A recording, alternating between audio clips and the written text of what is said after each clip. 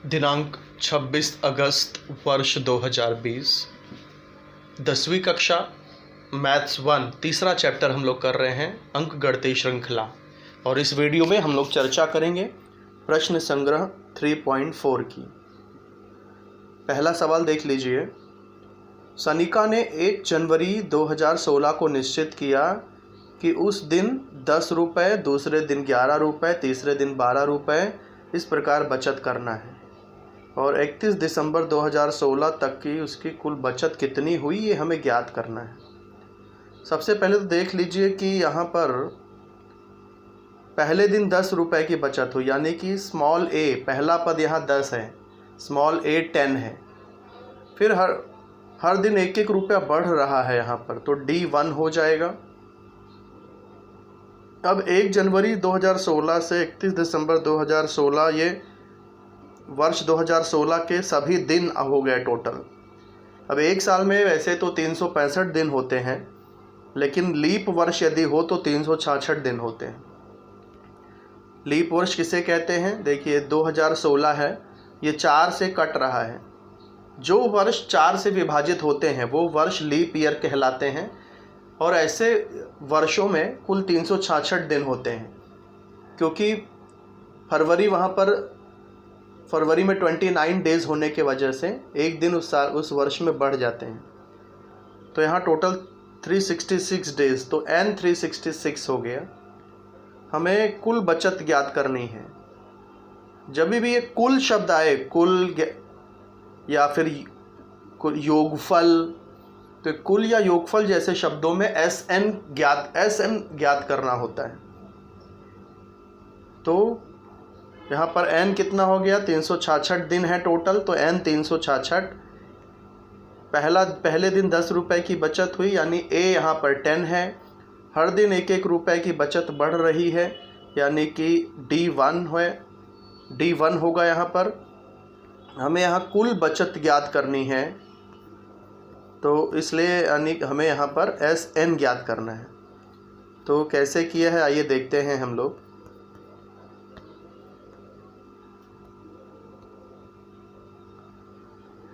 देखिए पहले दिन की बचत 10 रुपये थी, तो इसलिए A 10 हो गया। हर दिन 1-1 रुपया बढ़ रहा है, यानी कि D1 हो गया।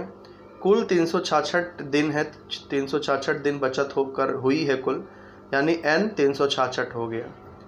अब पूरे वर्ष का कितनी बचत हुई, कुल बचत हमें ज्ञात करना है, यानी SN हमें ज्ञात करना है। वर्ष 2016 लीप वर्ष है, इसलिए 366 हो रहा है, वरना तो 365 दिन ही होते हैं, क्योंकि लीप वर्ष में फरवरी में 29 डेज़ होते हैं। तो SN का सूत्र हम लगा रहे हैं, SN बराबर n/2 2a + n-1 × d। 366 है n, तो जहाँ जहाँ n है वहाँ 366 लिख दिया। a पहले दिन की बचत 10 है, इसलिए a का मान 10 आ गया। फिर हर दिन 1-1 रुपया बढ़ रहा है, इसलिए d यहाँ पर 1 आ गया। फिर 366 में से 1 जाएगा, 365 × 1 365 ही हुआ, 20 दूनी 10। 366 में 2 से डिवाइड करेंगे तो 183। 365 + 20, फिर ये गुणा कर दिया 183 से, और ये 70,455, यानी कुल 70,455 रुपये की बचत हुई। इस तरह फाइनल आंसर लिखना है। अब आते हैं दूसरे सवाल पर। दूसरा सवाल यहाँ पर क्या है? किसी व्यक्ति ने 8,000 रुपये कर्ज लिया तथा उस पर 1,360 रुपये ब्याज देने का वादा किया और प्रत्येक किस्त के बाद 40 रुपये कम करते हुए कुल 12 किस्तों में उसने कर्ज का भुगतान कर दिया। तो उस व्यक्ति द्वारा भुगतान की गई पहली और अंतिम किस्त ज्ञात करनी है।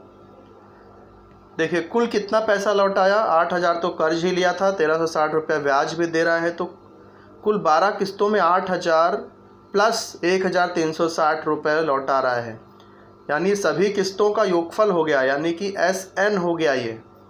तो SN कितना हो जाएगा? 8,000 + 1,360, यानी कि 9,360 रुपये ये SN हो गया है। फिर यहाँ पर हर किस्त जो है 40 रुपये कम हो रही है, यानी D-40 जब कम होते जाए तो माइनस लग जाता है, D-40। कुल 12 किस्त है, यानी N यहाँ पर 12 है। तो हमें यहाँ पर पहली किस्त यानी कि स्मॉल a और अंतिम किस्त यानी T12 यानी कि T12 ज्ञात करना है। तो देखिए कुल भुगतान 12 किस्तों का कुल भुगतान को हम SN कहेंगे और कुल भुगतान कितना है 8,000 तो कर्ज ही था, 1360 ब्याज है, तो कुल 9,360 रुपया SN हो गया, कुल भुगतान हो गया। हर किस्त 40 रुपया कम आ रही है तो D-40। कुल 12 किस्तें हैं यानी N12 हो गया। पहली किस्त यानी कि स्मॉल a ज्ञात करना है, अंतिम किस्त यानी T12 हमें ज्ञात करना है। तो सूत्र लग जाएगा, पहले तो SN के सूत्र से हम लोग a निकाल लेंगे, उसके बाद TN के सूत्र से T12 निकालेंगे। तो SN का सूत्र n/2 2a + n-1 × d। SN 9,360 है तो SN का मान डाल दिया। n ये 12 है तो जहाँ जहाँ n है वहाँ 12। a का मान हमें पता नहीं है तो a वैसे ही लिखना है। हर बार किस्त की रकम 40 रुपया कम हो रही है तो d के जगह पे -40 आ गया। फिर 12 - 1 11, 11 × -40 करेंगे तो 440 आ जाएगा। ये इसको यहाँ पर सॉल्व किया है, 12 में से 2 गया 6, 6 को यहाँ पर शिफ्ट किया, भाग हो गया। तो 3 स्टेप में ये चीज़ें सॉल्व की गई हैं। अगले स्टेप में इसको भाग दे देंगे और 440 को लेफ़्ट साइड में शिफ्ट कर देंगे। तो ये हो जाएगा 1560 + 440 यानी कि 2000। 2 को राइट साइड में शिफ्ट किया तो भाग हो गया, a 1000 आ गया, यानी पहली किस्त 1000 रुपये की है। अब हमें अंतिम किस्त यानी T12 ज्ञात करना है तो TN का सूत्र लग जाएगा, TN बराबर a + n-1 × d। अंतिम किस्त 12 है तो ये N12 हो जाएगा, जहाँ जहाँ n है वहाँ 12 लिख दिया। पहली किस्त a 1000 रुपये आ गई है, इसका मान डाल दिया। हर किस्त 40 रुपया कम हो रही है इसलिए D-40, 12 में से 1 गया 11 और 11 और -40 का गुणा कर दिया। फिर 1000 - 440 560 आ गया, अंतिम किस्त आ गई। अब फाइनल आंसर कैसे लिखना है, पहली किस्त 1000 रुपये तथा अंतिम किस्त 560 रुपये होगी। अब आते हैं तीसरे सवाल पर। सचिन द्वारा राष्ट्रीय बचत प्रमाण पत्र में पहले वर्ष 5,000 रुपये, दूसरे वर्ष 7,000 रुपये, तीसरे वर्ष 9,000 रुपये इस प्रकार निवेश किया गया तो सचिन ने 12 वर्षों में कुल कितना निवेश किया। देखिए पहले वर्ष 5,000 यानी कि पहला पद 5,000 होगा, यानी A 5,000। फिर हर बार 2-2 हज़ार रुपये यहाँ बढ़ रहा है यानी कि D जो है वो 2,000 हो जाएगा।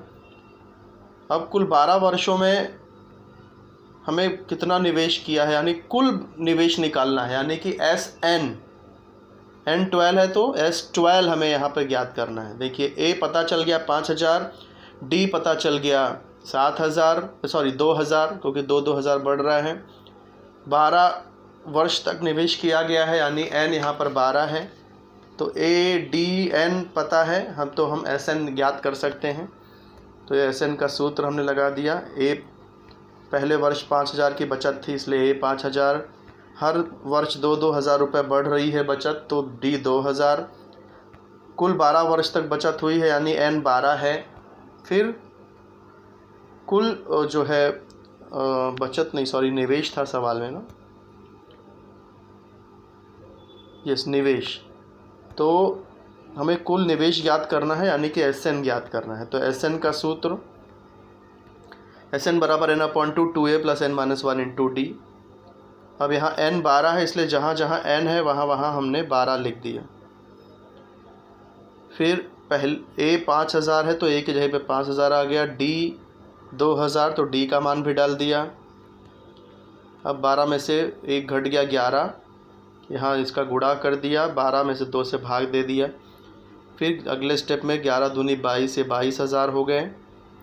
फिर ये प्लस हो जाएगा अगले स्टेप में 32,000 × 6 तो 1,92,000 आ गया, यानी सचिन ने 12 वर्षों में कुल 1,92,000 रुपये निवेश किए। अब आते हैं चौथे सवाल पर।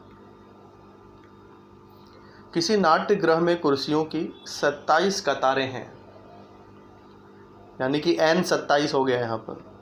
पहली कतार में 20 कुर्सी है यानी कि पहला पद 20 स्मॉल a 20, दूसरी कतार में 22। देखिए हर कतार में 2 कुर्सी बढ़ रही है दो दो कुर्सियाँ बढ़ती जा रही हैं, यानी कि स्मॉल डी जो होगा वो 2 होगा। 15वीं कतार की कुर्सियाँ कितनी होंगी, यानी T15 हमें ज्ञात करना है। उसके बाद कुल कुर्सियाँ कितनी होंगी, 27 कतारों में कुल कुर्सियाँ, यानी कि SN, कुल शब्द आ गया यानी SN ज्ञात करना है कुल कुर्सियाँ। तो N 27, small a 20, D 2, T15 ज्ञात करना है, SN ज्ञात करना है। तो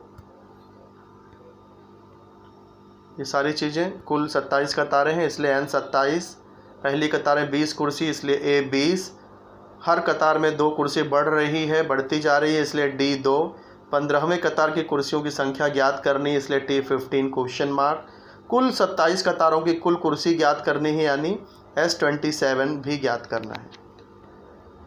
तो TN के सूत्र से T15 मिल जाएगा, उसके बाद SN के सूत्र से S27 भी मिल जाएगा। TN का फार्मूला A + n-1 × D। अब T15 ज्ञात करना है इसलिए n के जगह पे 15 आ जाएगा।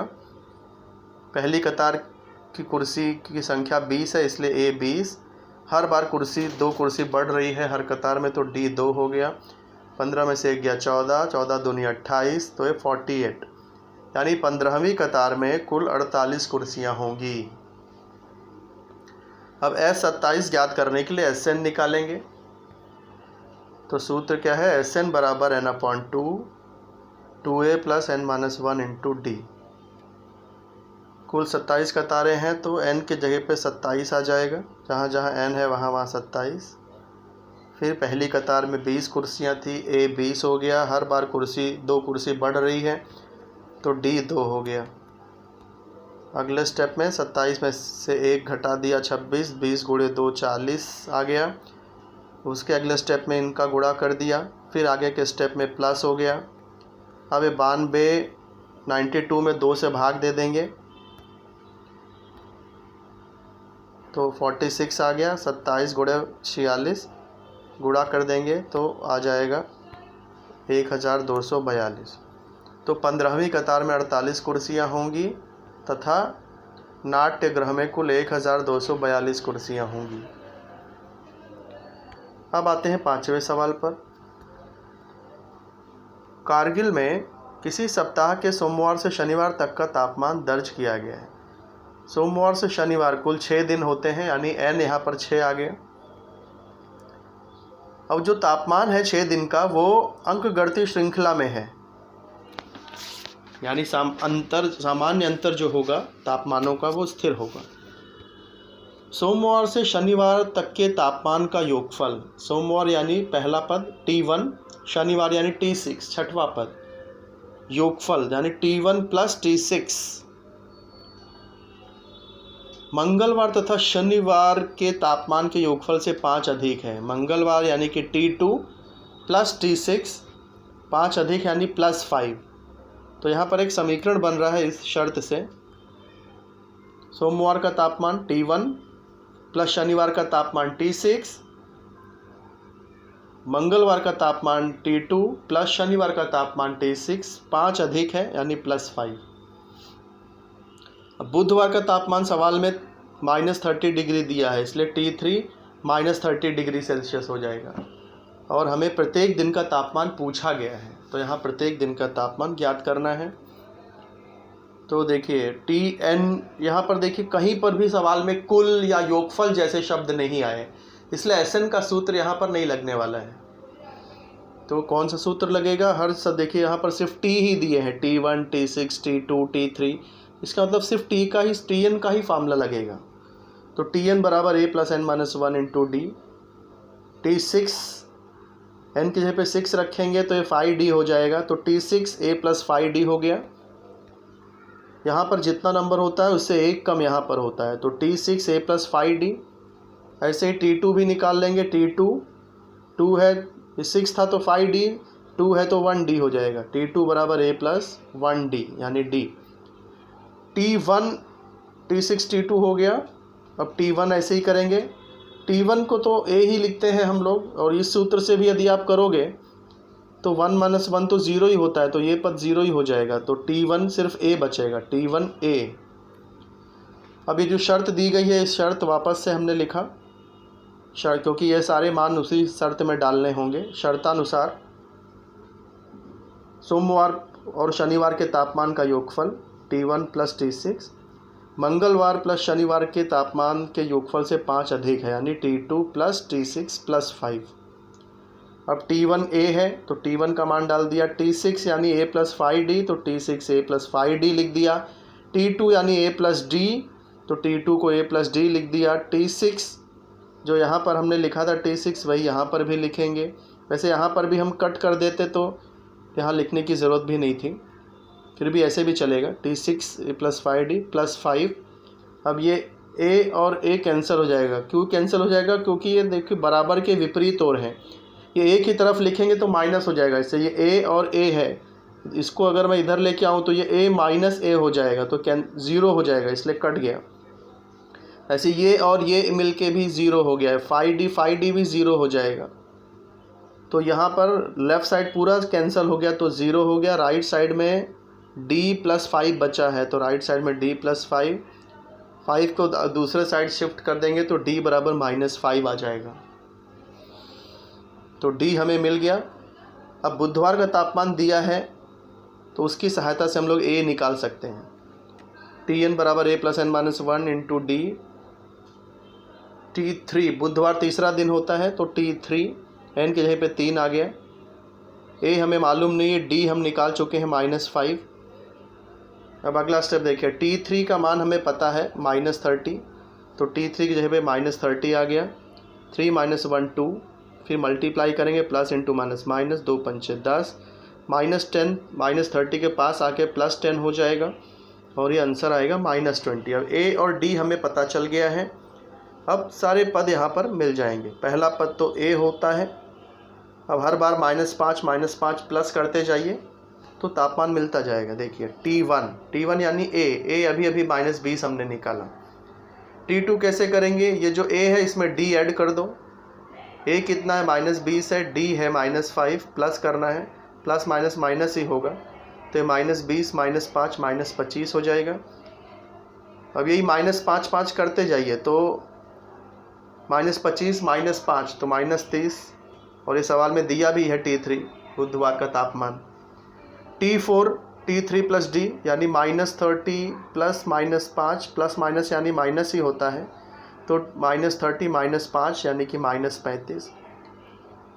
फिर वापस से -35 आया तो -40, फिर -45, इस तरह से 6 दिन का तापमान आपको क्रमशः मिल जाएगा। फाइनल आंसर कैसे लिखेंगे? सोमवार से शनिवार तक के तापमान क्रमशः -20 -25 -30 -35 -40 डिग्री तथा -45 डिग्री होंगे। अब बढ़ते हैं अगले सवाल की तरफ। छठा सवाल, अंतर्राष्ट्रीय पर्यावरण दिवस के उपलक्ष्य में त्रिभुजाकार जमीन पर, एक त्रिभुज की आकार की जमीन है, वृक्षारोपण कार्यक्रम आयोजित किया गया। पहली पंक्ति में एक पौधा, यानी कि पहला पद यहाँ 1 आ गया। पहली पंक्ति में एक पौधा, दूसरी पंक्ति में 2 पौधे, तो एक एक पौधा यहाँ बढ़ रहा है देखिए, यानी कि D यहाँ 1 हो जाएगा। तीसरी पंक्ति में 3, इस प्रकार 25 पंक्ति में पौधे लगाए गए, तो कुल कितने पौधे होंगे? अब कुल पंक्ति 25 है यानी n 25 है, तो हमें 25 पंक्तियों के कुल पौधे निकालने हैं, यानी कि S 25 हमें यहाँ पर निकालना है। देखिए A 1 हो गया, D भी 1 हो गया, क्योंकि एक एक पौधों की संख्या एक एक बढ़ रही है। कुल 25 पंक्ति यानी n 25 है, तो 25 पंक्तियों में पौधे लगाए गए, तो कुल पौधे, यहाँ कुल शब्द आ रहा है यानी SN हमें यहाँ पर निकालना है। तो आइए शुरू करते हैं। पहली पंक्ति में एक ही पौधा लगाया गया था, इसलिए A यहाँ 1 आएगा। हर पंक्ति में एक पौधा बढ़ रहा है, एक एक पौधे बढ़ जा रहे हैं, तो D 1 हो जाएगा। कुल 25 पंक्तियाँ हैं तो n 25 हो गया। अब हमें कुल पंक्तियों 25 पंक्तियों के कुल पौधे निकालने हैं, यानी S 25 निकालना है। तो SN का सूत्र बराबर SN बराबर n/2 2a + n-1 into D। 25 पंक्तियाँ हैं तो n के जगह पे 25 लिख दिया, पहले A1 है तो A का मान D का मान डाल दिया, 25 - 1 24, 24 × 1 24 ही होगा, 2 1 ज़ा 2, 24 और 2 26, 26 में 2 से भाग दे दिया 13, और 25 × 13 करेंगे 325 आ गया। फाइनल आंसर कुल 325 पौधे लगाए गए। तो इसी के साथ ये प्रश्न संग्रह 3.4 भी समाप्त होता है। आप लोग अच्छी तरह से इसे समझने का प्रयास करिए। कहीं पर कोई भी समस्या हो, कोई डिफ़िकल्टी हो, कोई भी डाउट हो, आप कमेंट बॉक्स में या फिर डायरेक्ट मुझे फ़ोन करके, मैसेज करके, किसी भी तरह से संपर्क करके आप अपने डाउट क्लियर करिए। मैं आपका पूरी आपकी सहायता करूँगा। और ये जो इसे अपने नोटबुक में इसे अच्छी तरह से हल करके शेयर भी करिए। धन्यवाद।